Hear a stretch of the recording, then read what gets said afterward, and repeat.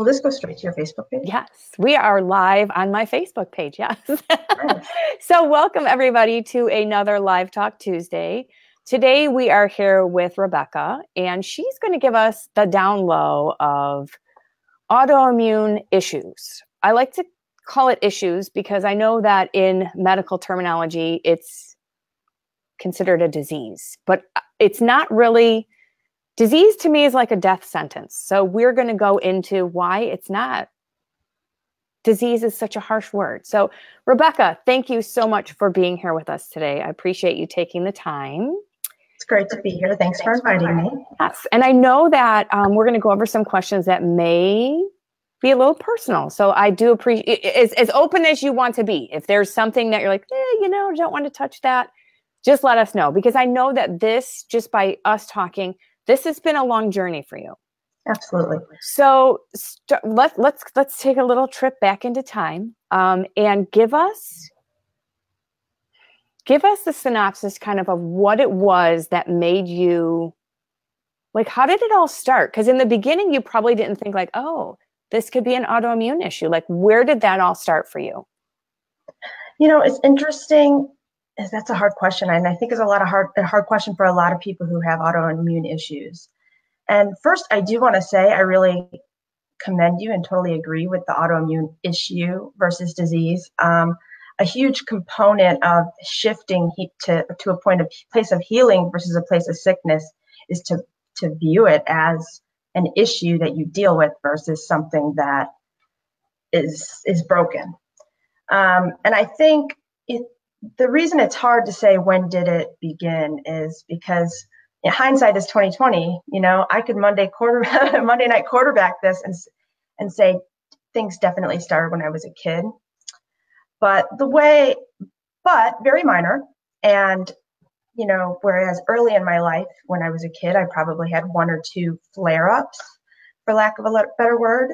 And then when I got to college, I probably had two, and then they started to get closer together. And if there was a trigger, I think there were multiple. But if I were to say when did it start, seriously, I would say in college. When did it become a point where I was non-functioning? I can almost with certainty say that's about 2012-ish, with very low quality of life a couple of years prior to that. When I was in college, my junior year of college, I studied abroad in Italy. And there's still a picture of me in a convent on a hill in Rome. And I was with my husband this last fall, and we went and I saw this picture and I said, oh my God, I totally had celiac and Hashimoto's. And I don't remember on the scale, but I probably gained a good 30 pounds when I was in Rome.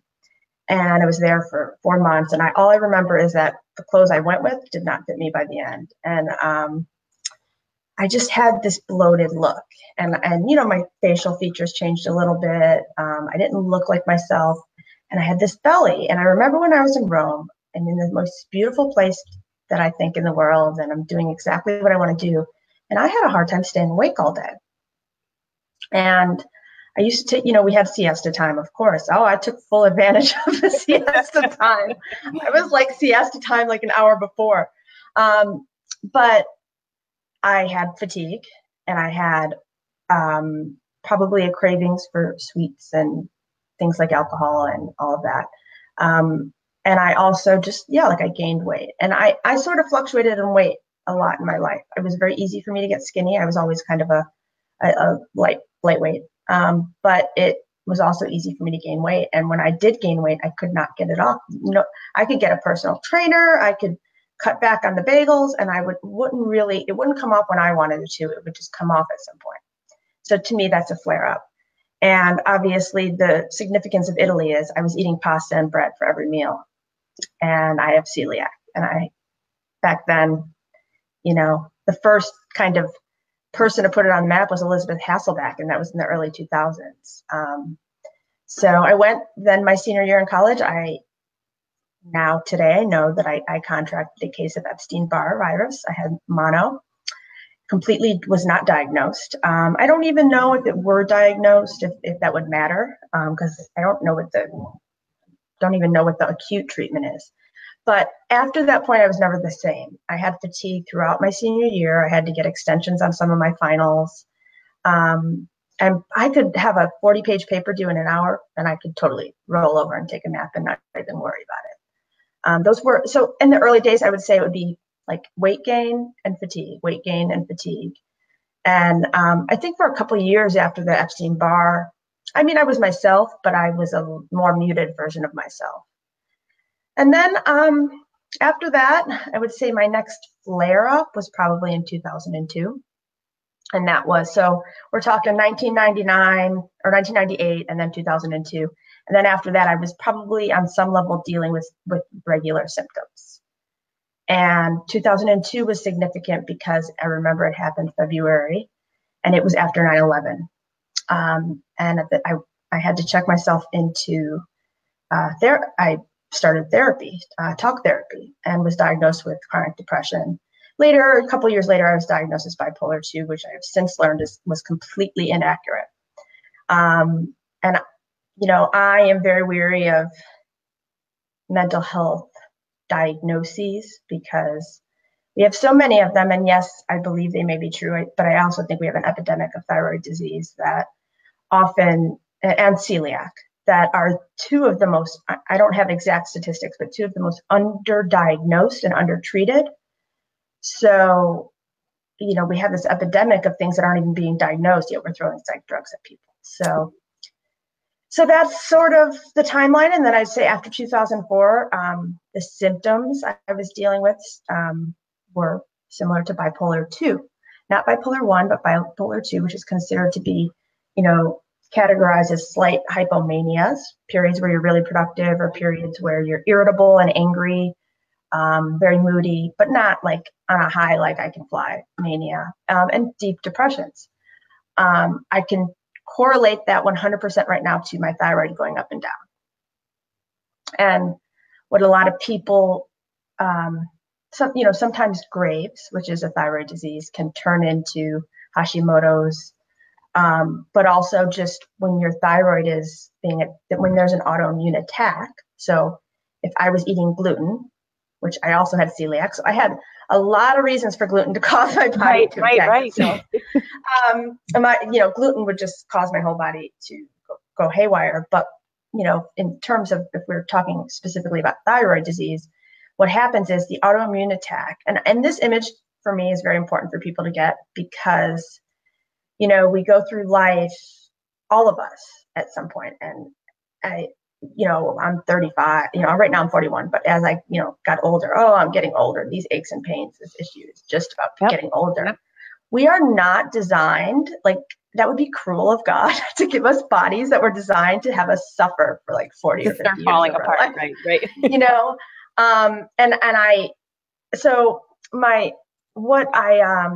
Where was I? What was I talking about? I was talking about, gluten. So the image is important. When I would ingest gluten, it would cause my body to misunderstand gluten for thyroid tissue, and it would literally hack off pieces of my thyroid tissue. And this happens to anyone with Hashimoto's at some point when you're in a flare-up. And what happens when that occurs is that your body's breaking it down, and there's thyroid hormone in that thyroid. And so surges of thyroid hormone are going into your body. So you have this bipolar type pattern because you're getting hyperthyroid, hypothyroid, hyperthyroid. And so that's exactly what was happening. And psych drugs never worked for me. And my doctor just kept giving me more. And because I lived in New York City at the time, I was like, this is good. I'm going to have this to go to sleep and this to wake up. And this is completely normal. And it completely is not normal. Right.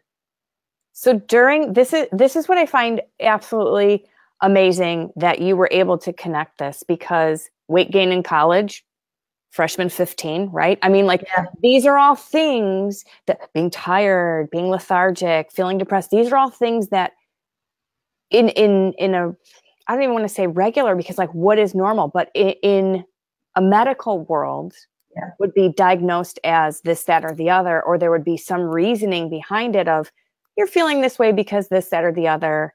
You'll get through it. But you got to a point where it was like, I'm not making it through it. What made you look past the medical part of it, or what the doctors were saying that you had with the bipolar depression and putting you on certain medications? What made you look past that? It took a very long time. So if my serious symptoms began in 1998, I think there were moments where I said to the doctor, is there something else I can do? And I never got the answer I needed. And so I just kept doing what they wanted me to do. Right. And I fault some of these doctors for sure, because I did have some crazy stories about that. But for the most part, these were good people trying to do what they thought was best with the tools they had. Right. And unfortunately, the tools that are currently in the conventional medicine system are not necessarily great for people with autoimmune issues. So I would say, when I got my diagnosis, it was 3 weeks before my wedding in 2014. And I would say in 2010, 11, 12, I was actively seeking out alternative and natural treatments or concepts. And, I remember researching, this is right before I had gallbladder surgery. And I researched and I fell upon just Google. This is before I knew about Facebook groups and all kind, health coaching and all of that. And I stumbled upon Candida. And I was like, I have Candida. I mean, and I did. I know that now. But at the time, telling doctors, they just looked at me like, what? And sure enough, it was one of the first things I ended up treating in 2013. And it really knocking that off, got rid of a lot of symptoms. So I would say it was sort of like a snowball, effect. Is I had the ideas, and the more seeds were planted closer together, I started to transition to completely holistic, alternative, or complementary medicine, some people like to say. And in 2013, I was seeing it. My husband and I moved to Savannah, Georgia, and I was seeing a doctor who, I wouldn't say he was definitely conventional, but he did a lot of good things for me. One of the things he did was he recognized Candida, and we treated that. And then he also encouraged me to go off all my psych drugs. I did it in a slow way, but it did not, I probably shouldn't have done it when I was that sick, because at that point I was at a complete stop. I had brain fog. I mean, when I say brain fog, I mean, I couldn't read a book. And this was very hard for me because I was a book publicist. And so I had to get out of that career. Now, I took a hiatus, and I mean, that worked out well for me now, but it was to go from someone who read, 5 to 7 books at a time, and definitely finished 3 books within a week, to go to someone who couldn't retain a sentence was very, very difficult. And, I feel like I didn't have people to help, the right people to help. And it got that bad because I was given the wrong thing for so many times, which is why I am very happy to share my story and share the personal stuff, because there's a lot of people out there that are going through that. And it doesn't have to get that bad. I mean, if I knew to give up bagels and gluten and everything in college, my life would have had a completely different trajectory. Right. Well, this doctor treated me for Candida, and I went on, and I got a bump right away, because what the psych drugs were doing was they were destroying my gut, which was making my celiac very severe. Mm-hmm.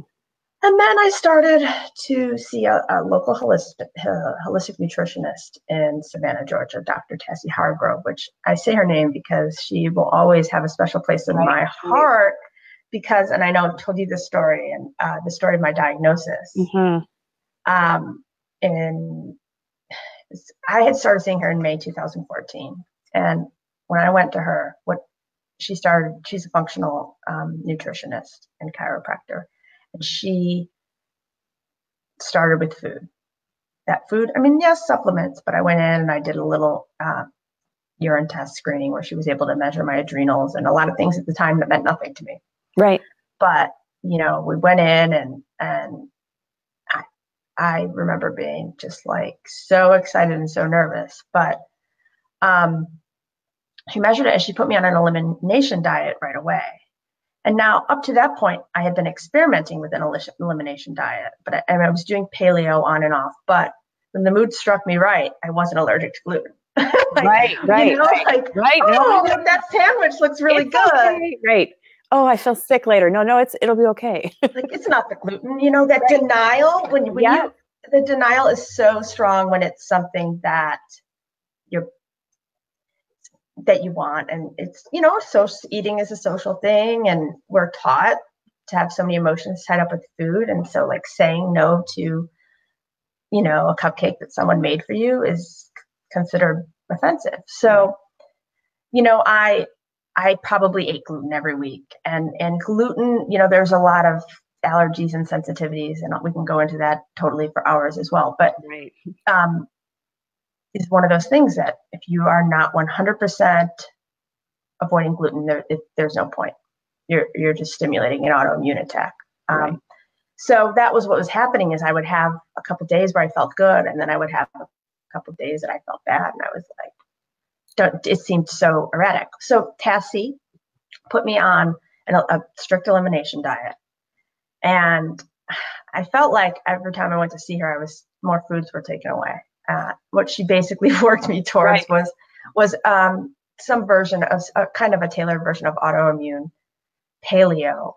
She didn't tag it that way, but that's what ended up happening as we took away foods. We took away corn, we took away soy, we took away, eggs, dairy, gluten. I didn't eat shellfish for a couple of years, but that was a separate issue. And she took everything away. One day I went in and she's like, bananas are obviously, because I had a food journal.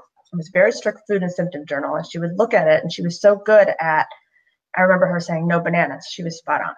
No nightshades. And we did this all through my food journal, and having her perspective was huge.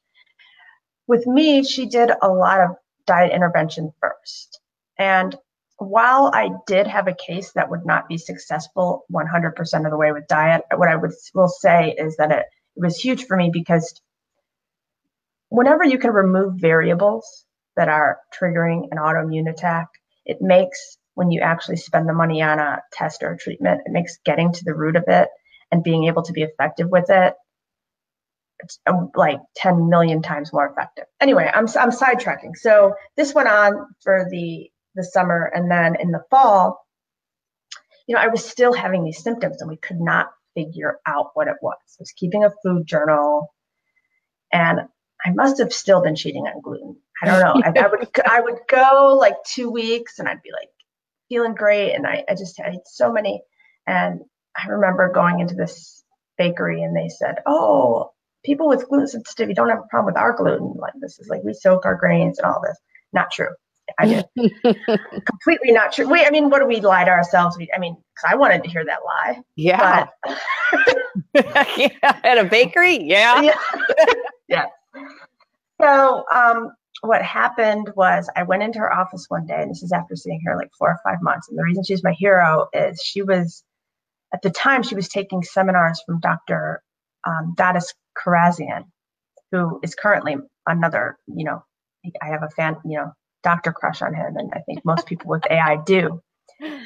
But she took these seminars with him, and he has he tries to make sure more practitioners are learning this information in order to help people, which is what happened with me. And I came in, and she said, "Do you have anything scheduled for today? Like, can you stay here all day?" And I was like, "What?"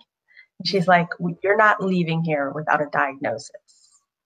And I have patients throughout the day." And she was also a chiropractor, so some of it was quick. She could pop in so she would pop into an appointment, and when they'd leave, she'd come in, and we'd go back to it. And I was at her office for 4 hours that day. Wow.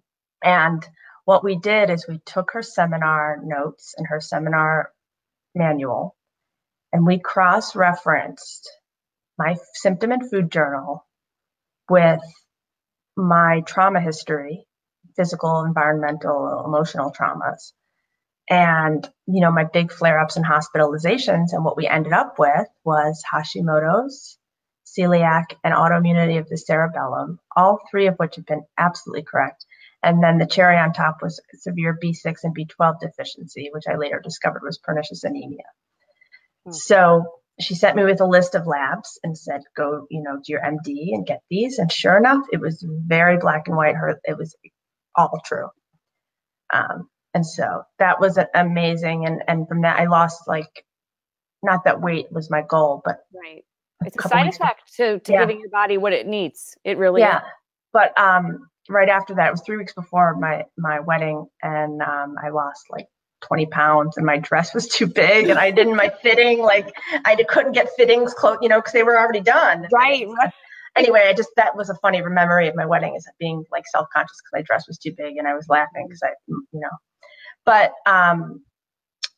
so I went 100% gluten-free, threw out all my strainers, threw out all the old utensils, got a new toaster, learned all the things that people with celiac have to learn. And I got a bump. Now, digging out of it completely because I had other complicating issues was a completely different story.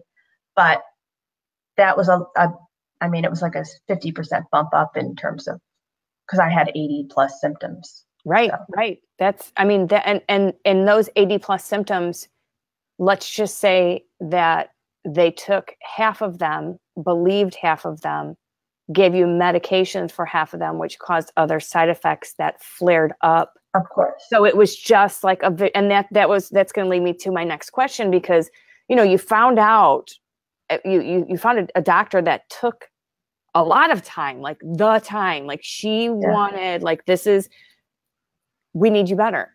There was that connection that she understood that we're making Rebecca better. No matter how long it takes today, it's going to happen. We're going to find out, get to the root of it. So so eliminating certain things out of your diet, finding out what, that you had vitamin deficiencies.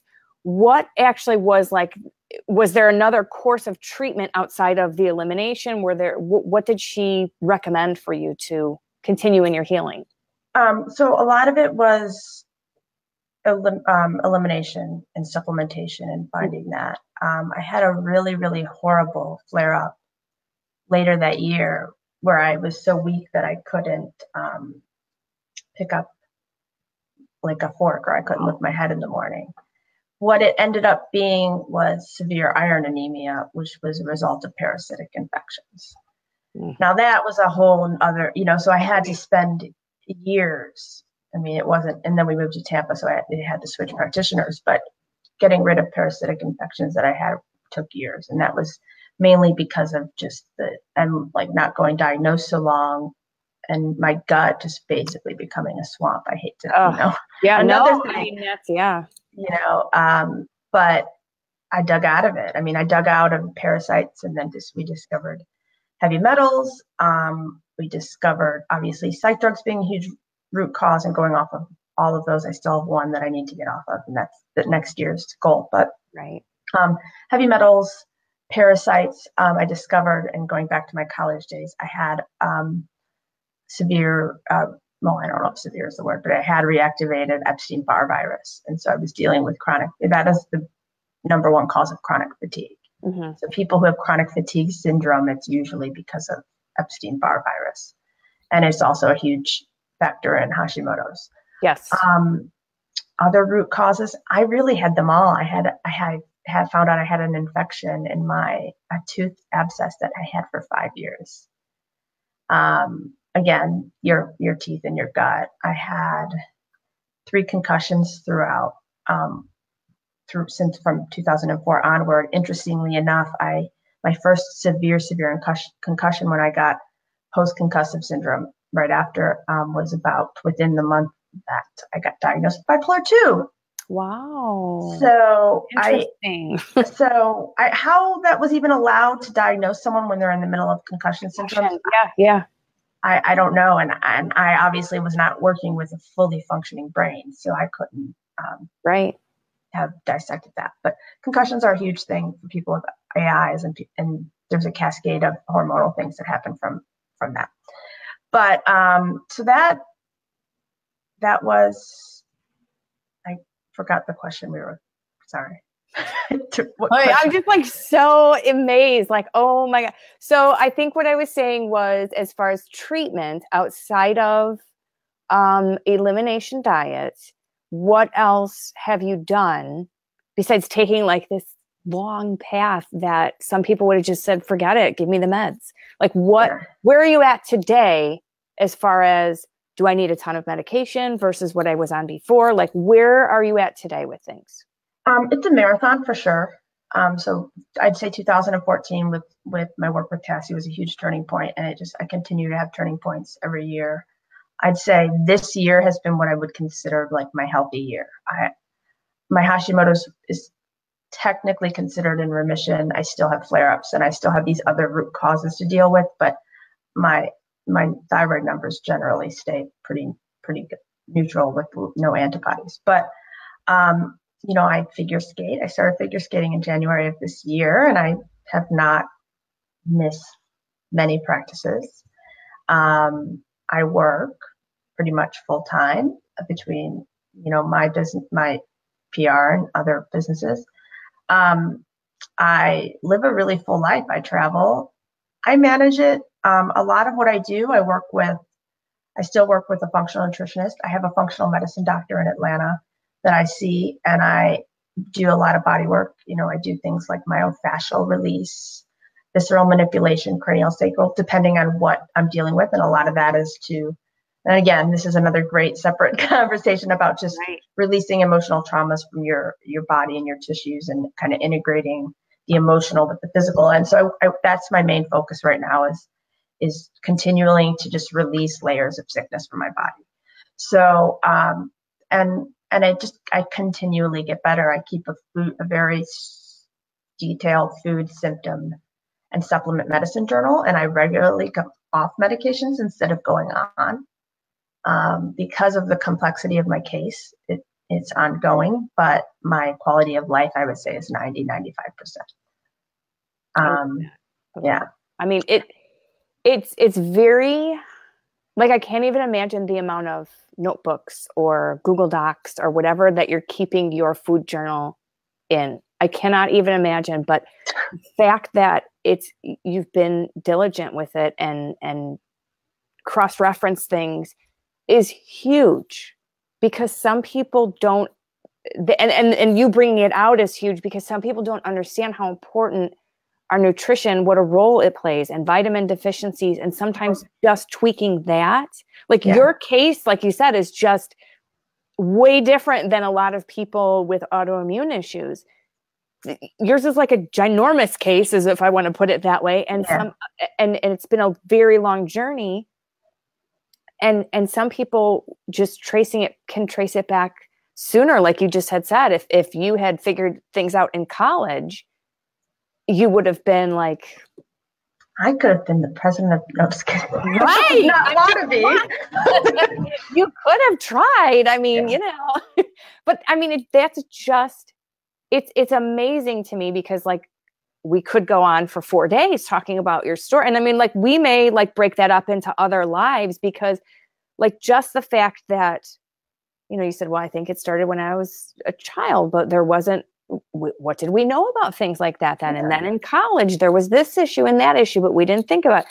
And then, all these things that led to it, that so many people out there are unaware that these things can actually lead to autoimmune issues. And it's huge to know that. And, or even just to have, some people don't even know. I mean, and this is no judgment or no. Right. No. Because I didn't either. Just that some things that are symptoms, we just incorporate them into our lives. I mean, exactly. In 2004, I became independently employed because I couldn't get up in the morning. Right. I literally just changed my life. I mean, yes, I got up and worked, but it was more like 10 o'clock instead of 9, like everyone else. And I incorporated that into my life, and I shouldn't have had to.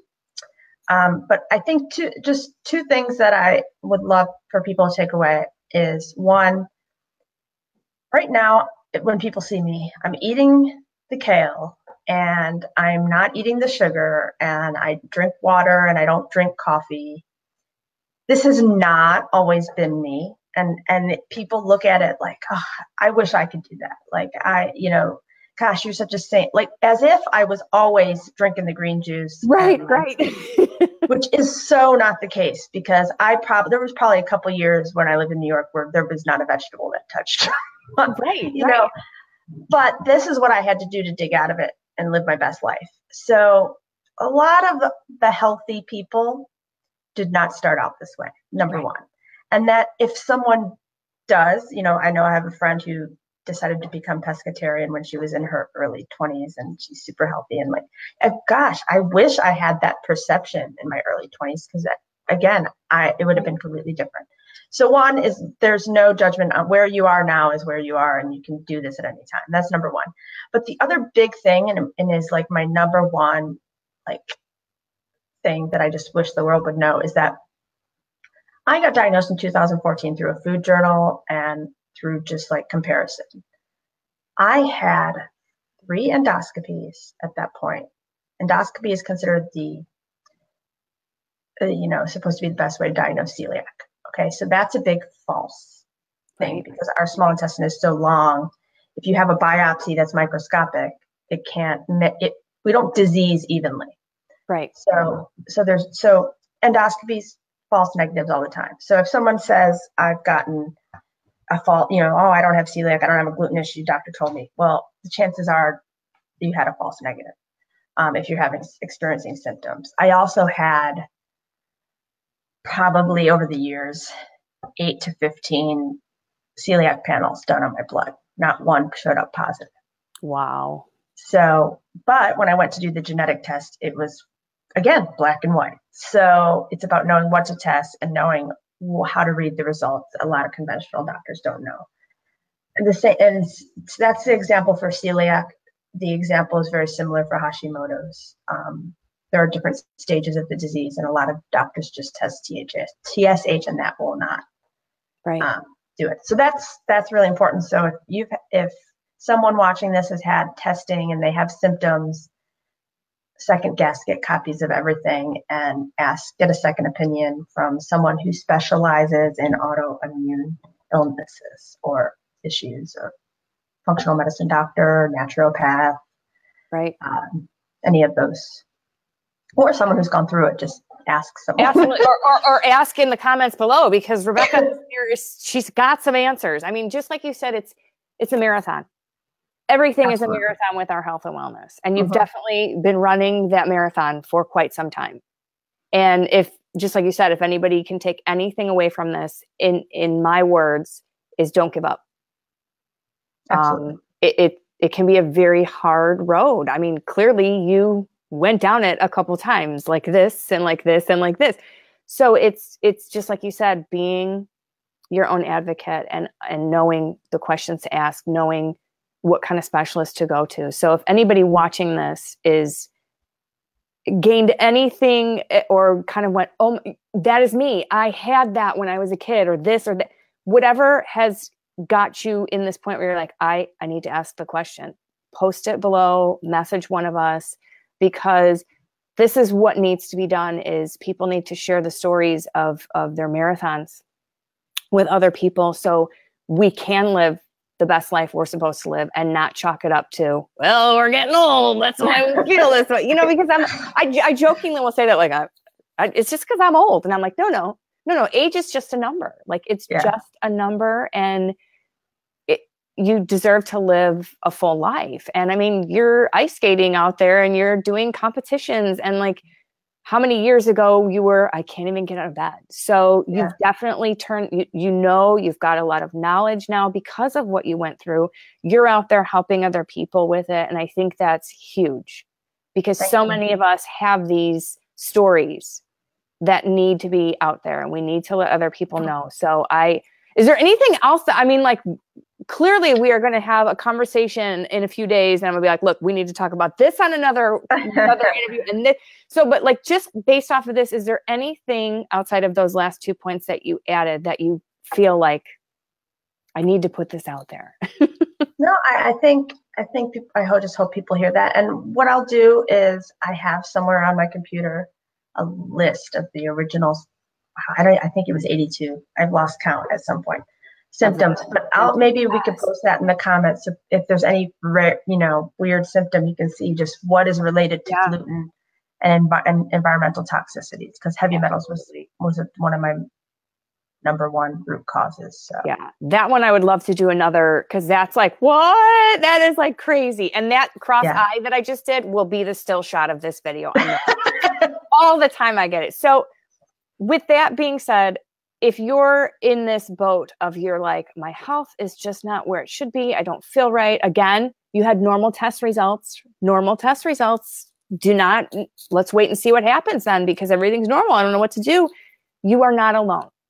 I want people to know that they are not alone, that there are other people that have been down that path or are traveling that same path. And it's so important to be able to share that with people, let people open up, and have people understand that this disease, and I'm air quoting it, is not a death sentence for you.